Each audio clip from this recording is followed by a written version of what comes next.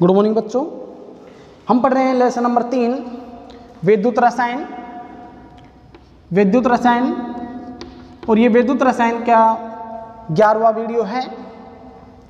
इससे पहले हमने पढ़ा विद्युत वाहक बल, विभवांतर और नेट समीकरण। नेट समीकरण वेरी मोस्ट इंपॉर्टेंट है, मैं आपसे बार बार कह रहा हूँ, इसको आप समझ लेना अच्छी तरह से। रटने की तो इसमें आवश्यकता है ही नहीं, स्टेप बाय स्टेप हो जाती है ये, ठीक है। कोई ज़्यादा बड़ी नहीं है, छोटी सी है। किताब में से मत पढ़ना आप, जो मैंने नोट्स में लिखाया है इसको इसे ही पढ़ना आप। देखो नेट समीकरण के ऊपर एक क्वेश्चन है। एग्जाम्पल, सेल अभिक्रिया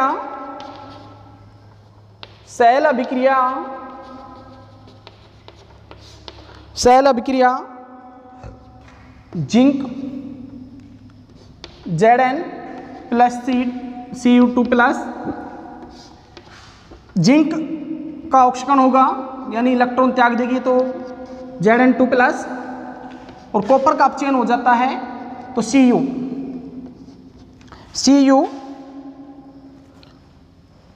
ये एक्वस यानी ये जलीय विलयन में रहेंगे आए। Cu के लिए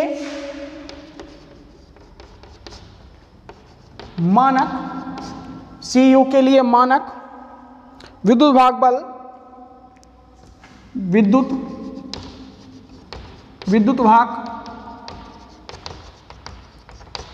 मानक विद्युत वाहक बल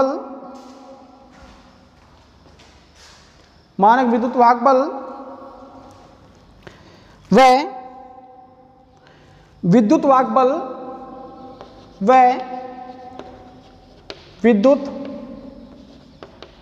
बल में संबंध बताओ। तो देखो नेट समीकरण आपका है E बराबर E0 minus 0.059 upon n log Kc। यही है ना भाई, यही है आपकी नेट समीकरण। ये नेट समीकरण है, ये ज्ञात होनी चाहिए आपको सॉल्व करने के लिए। तो देखो यहाँ पर जो इलेक्ट्रॉन गति कर रहे हैं यानी Zn के द्वारा भी 2 इलेक्ट्रॉन दिए जा रहे हैं और कॉपर के द्वारा 2 इलेक्ट्रॉन ग्रहण किए जा रहे हैं। तो यहाँ पर n का मान तो लिख दोगे आप 2 इलेक्ट्रॉन। कितने हैं भाई? 2 इलेक्ट्रॉन, ठीक है। Kc लिखोगे आप भाई, Kc है कि अभी का उत्पाद की सांद्रता का अनुपात बटे अभिकारक की सांद्रता का अनुपात। तो Kc लिखोगे आप Zn2 plus Cu by Zn और ये Cu2 प्लस। यहां पर जो इलेक्ट्रॉन अगर हम इनका देखें तो इनका मान होगा Zn बराबर Cu बराबर 1, Zn बराबर Cu बराबर 1, यानी ये ठोस अवस्था के लिए 1 माना जाता है। ठोस के लिए लिख दिया भाई आपने, यह ठोस के कारण है, ठोस के लिए। तो देखो क्या लिखोगे, E बराबर E0 माइनस 0.0591 अपॉन 2, यानी n का मान क्या हो जाएगा? 2 हो जाएगा। log Zn2 plus upon Cu2 plus, ठीक है। इतना आप कर दो इसे।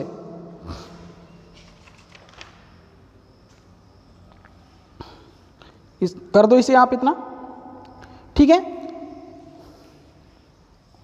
इसका स्क्रीनशॉट ले लो, चाहे इसे आप नोट कर लो नोट्स में अपने में।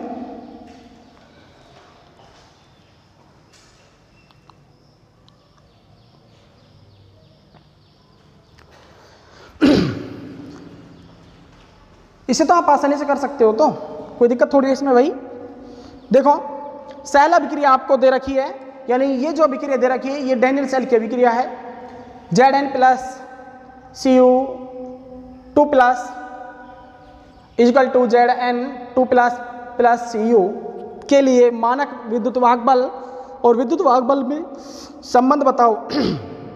संबंध बताओ, तो आपकी जो नेक्स्ट समीकरण है उससे आप दोनों को संबंध निकाल सकते हो। E बराबर E naught minus 0.0591 upon 2 log Kc, log Kc। यहाँ पर जो n का मान है वो कितने हो जाएंगे, 2, यानी इलेक्ट्रॉन संख्या कितनी है भाई, 2, यानी गति करने वाले इलेक्ट्रॉनों की संख्या 2। ठीक है, Kc को आप नोट कर ही सकते हो। Kc है अभिक्रिया वेग नियतांक, यानी Kc बराबर अभिकारकों की सांद्रता उत्पाद की सांद्रता का अनुपात बटे अभिकारकों की सांद्रता का अनुपात। ठीक है, और ठोस के लिए Zn Cu का मान होता है 1, तो E बराबर E naught minus 0.059 upon 0.0591 upon 2 log Zn2 plus upon Cu2 plus. ठीक है, ये आप इतना कर देना। आगे देखो, आगे भी एक क्वेश्चन है।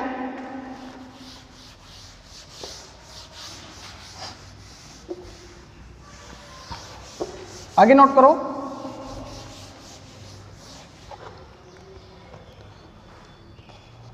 अगला एग्जांपल है कैडमियम आयन लवण सेतु, सिल्वर आयन और ये सिल्वर धातु। ये इसको भी आप सॉलिड में लिखो, इसको लिखो आप एक्वस में, इसको लिखो आप एक्वस में, एक्वस सॉल्यूशन, और ये भी आप एक्वस सॉल्यूशन में लिखो। ठीक है, इसके लिए आप समीकरण क्या बनाओगे, इसके लिए समीकरण देखो, ये जो हो रही है ये हो रही है एनोड पर और ये अभिक्रिया हो रही है कैथोड पर, यानी इसका हो रहा है ऑक्सीकरण और इसका हो रहा है अपचयन। तो देखो हल के लिए Cd plus Ag ion, 2Ag ion, 2Ag ion equal two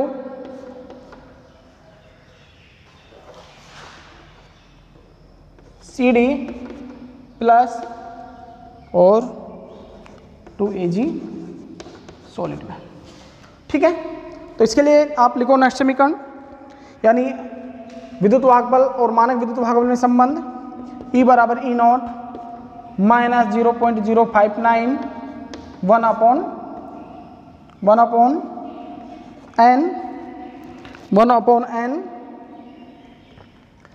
upon n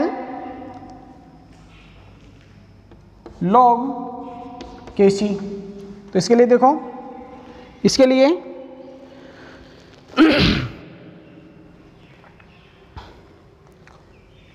तो देखो E बराबर ई नॉट माइनस 0.059 अपॉन 3, यानी 2 इलेक्ट्रॉन तो किसके हैं भाई, कैडमियम के हैं, और 1 इलेक्ट्रॉन किसका है, 1 इलेक्ट्रॉन है सिल्वर का। तो log उत्पाद की सांद्रता Ag plus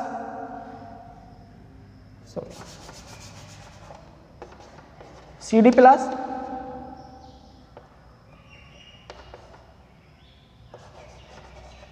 Ag 2Ag upon Cd 2Ag plus, इसी तरह देखो Cd बराबर 2Ag बराबर 1, किसके लिए, ठोस के लिए। ठीक है, तो E बराबर ई नॉट, E बराबर ई नॉट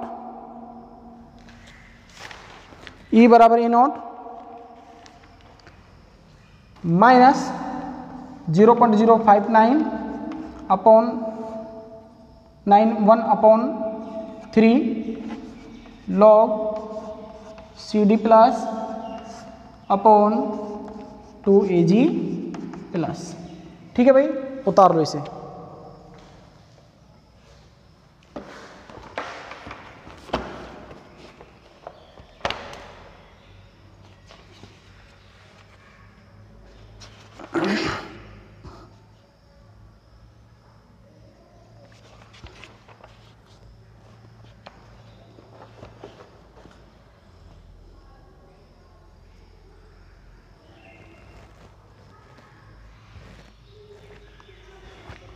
ठीक है भाई, ये जो हम पढ़ रहे हैं इनको आप एग्जाम्पल लगा लो, चाहे इनको लगा लो नेट समीकरण के अनुप्रयोग। पहला आपको मैंने जिंक का और कॉपर का समझाया, दूसरा जो एग्जाम्पल है वो कैडमियम और सिल्वर का है। अगला क्वेश्चन नोट करो आप। अगला क्वेश्चन,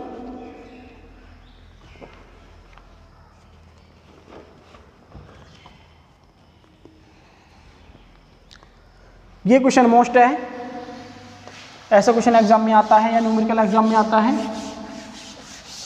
तो नोट करो आप। 298 केल्विन ताप पर क्वेश्चन, 298 केल्विन ताप पर सेल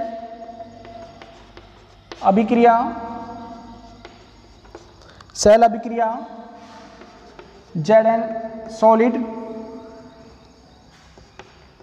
कॉपर आयन जलीय विलयन में रहेंगे। इनके लिए जो सांद्रता है वो है, इसके लिए जो सांद्रता है वो है 0.001 m इजकल टू, इसके लिए 001 नहीं है, इसके लिए है 0.01। ठीक है, Zn2 प्लस, ये भी जलीय विलयन में रहेंगे। इसके लिए जो सांद्रता वो है 0.001 m प्लस ये कॉपर आयन, और ये भी जलीय विलयन में रहेंगे। ठीक है, सॉरी ये कॉपर आयन नहीं, कॉपर धातु, ये सॉलिड में रहेंगे, सॉलिड। आगे देखो, के लिए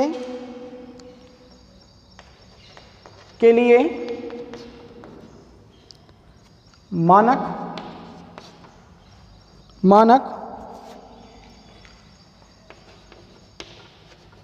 विद्युत वाहक बल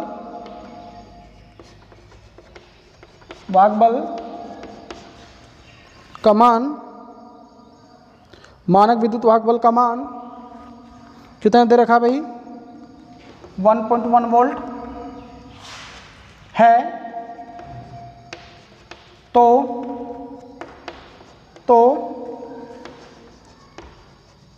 विद्युत वाहक बल का मान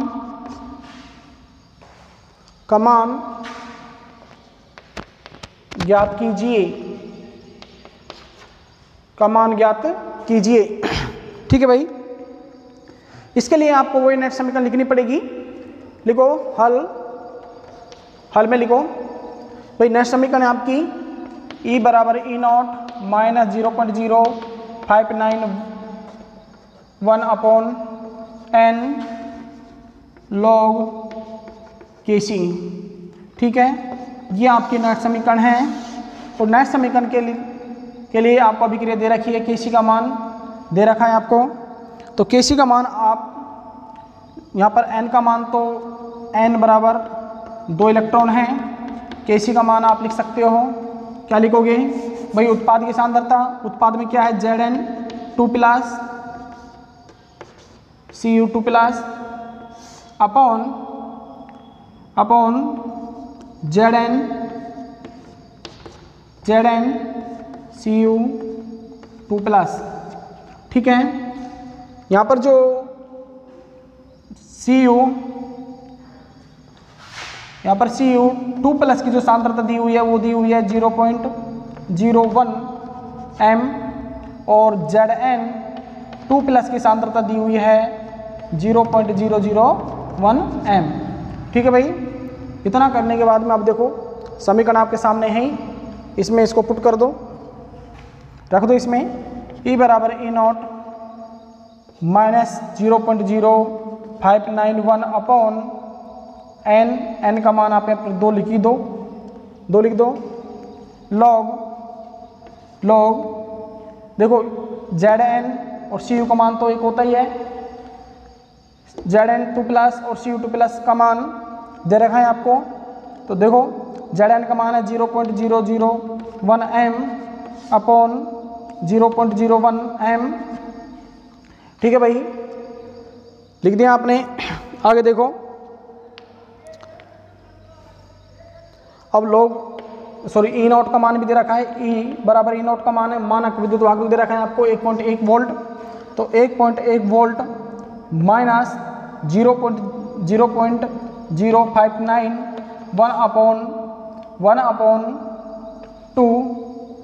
1/2 log 0.001 m upon 0.01 m।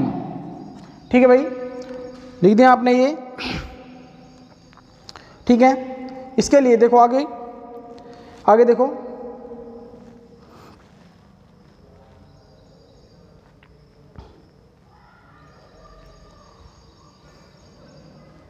E बराबर 1.1 माइनस 0.0591 1/2 लॉग, इसको कैलकुलेशन करोगे तो ये आ जाएगा 10⁻⁻1।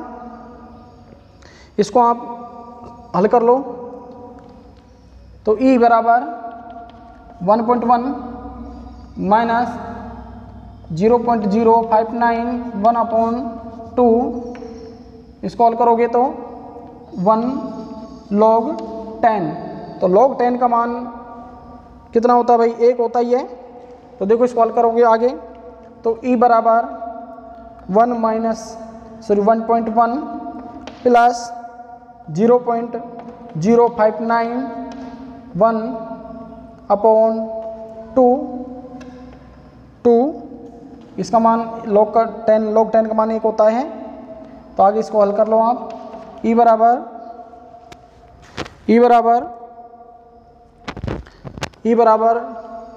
2.2 प्लस 0.0591, जोड़ दो इसे,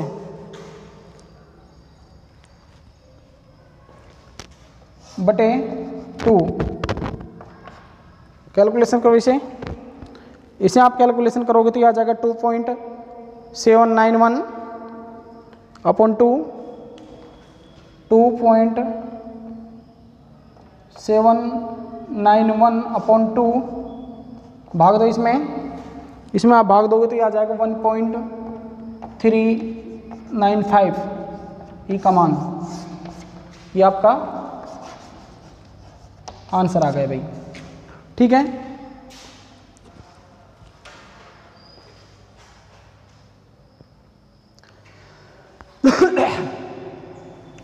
तो ये देखो, इसको समझ लो आप, एक बार और समझ लो इसे भाई। 298 केल्विन ताप पर सेल अभिक्रिया Zn प्लस Zn2+ की सांद्रता 0.01 m इजकल टू Zn2+ की सांद्रता 0.001 m प्लस Cu के लिए मानक विद्युत वाहक बल 1.1 वोल्ट है। तो विद्युत वाहक बल का मान ज्ञात कीजिए। तो मानक विद्युत वाहक बल का मान ज्ञात करने के लिए आपको नेट समीकरण इसमें लगानी होगी, क्योंकि इसमें मानक विद्युत वाहक बल और विद्युत वाहक बल दोनों दिए हुए हैं। ये तो है विद्युत वाहक बल और ये है मानक विद्युत वाहक बल। तो E बराबर E0 minus 0.059 upon n log Kc, ये आपकी नेट समीकरण है। इसमें n का जो मान है वो है 2 क्यों है, क्योंकि अभिक्रिया में गतिशील इलेक्ट्रॉनों की संख्या 2 है। अभिक्रिया में गतिशील इलेक्ट्रॉनों की संख्या कितनी है भाई, 2।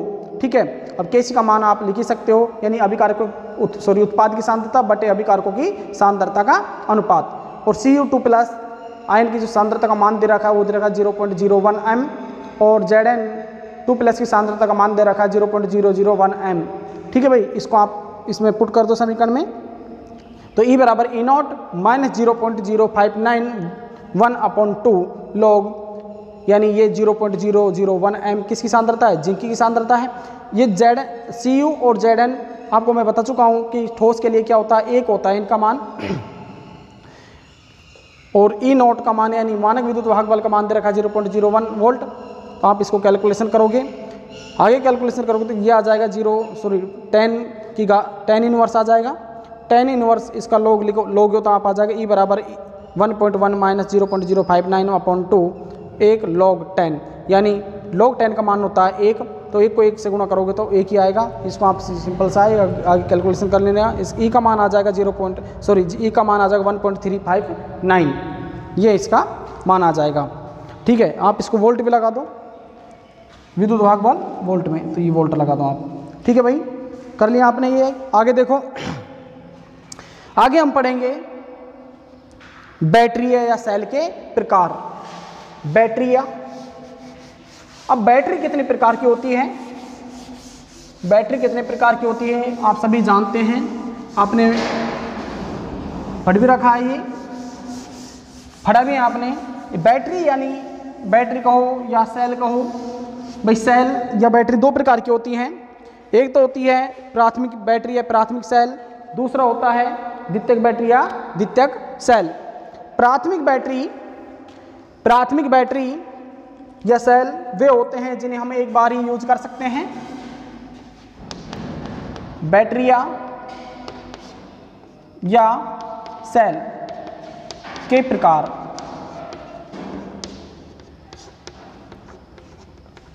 बैटरिया या सेल के प्रकार। बैटरिया या सेल दो प्रकार के होते हैं। बैटरिया या सेल दो प्रकार के होते हैं। एक तो होता है प्राथमिक सेल या बैटरी, प्राथमिक बैटरी।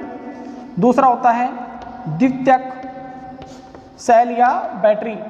भाई प्राथमिक बैटरी या सेल वे होते हैं जिन्हें हम एक बार ही यूज कर सकते हैं या एक बार ही प्रयोग में लाया जा सकता है। हम इन्हें पुनः आवेशित नहीं कर सकते या पुनः चार्जिंग नहीं कर सकते, इन्हें हम दोबारा से चार्ज नहीं कर सकते, दोबारा से प्रयोग में नहीं लाया जा सकता। प्राथमिक सेल या बैटरी कहलाती हैं। द्वितीयक जो सेल या बैटरी होती है उन्हें हम बार बार प्रयोग में ला सकते हैं, अर्थात कहने का मतलब ये है कि हम इन्हें बार बार चार्ज कर सकते हैं। जैसे आपकी मोबाइल की बैटरी को आप बार बार चार्ज करके प्रयोग में ले सकते हो। ठीक है भाई, ये तो होता है सेल या बैटरी। ठीक है भाई, समझ आ गया। भाई प्राथमिक सेल वे होते हैं जिन्हें हम एक बार ही प्रयोग में ला सकते हैं, दोबारा प्रयोग में नहीं ला सकते। एक बार ये निराविष्ट होने के बाद इन्हें हम आविष्ट नहीं कर सकते, प्राथमिक सेल कहलाते हैं। द्वितीयक सेल वे होते हैं जिन्हें हम एक बार प्रयोग में लाने के बाद दोबारा भी प्रयोग में ला सकते हैं, अर्थात इन्हें हम बार बार आवेशित कर सकते हैं, बार बार चार्ज कर सकते हैं, द्वितीयक सेल कहलाते हैं। आगे बात समझ में, आगे पढ़ेंगे हम प्राथमिक सेल कौन कौन से हैं और द्वितीयक सेल कौन कौन से हैं, ये पढ़ेंगे हम अगले वीडियो में। धन्यवाद भाई।